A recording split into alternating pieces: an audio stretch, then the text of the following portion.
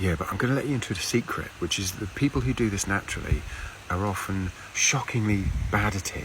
And you learn this if you're somebody who's had to pick up these skills the hard way because you don't have natural social skills for whatever reason. And then you start to observe people who are doing it just instinctively and you realise how awful they are. And so let me try and explain why that is. One of the first things that you pick up on is how incredibly selfish people are in conversations. Typically in a conversation, most people are just out to be validated. What does that mean? Well, it can be a number of things. It may be that they want to tell their story about something that they're proud of. It may be that they want to tell you the thing that they are super proud of, or it may be that they want to get their core beliefs about themselves. For example, the idea that this woke stuff is all nonsense, validated by the other person.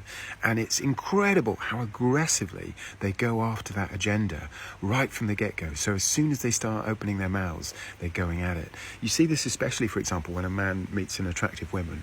Within seconds, he will try and tell her the thing that he is most proud of. So, for example, if it were me, somebody might say to me, "Oh, nice to meet you. What do you do?" And I would say, "Oh, I'm an author."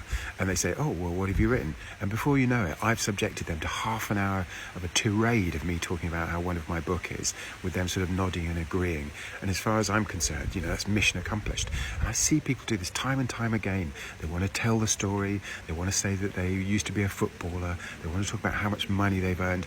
And the whole conversation is them wanting to talk about themselves and have the other person nod and validate and agree. So that's a dreadful thing that you see.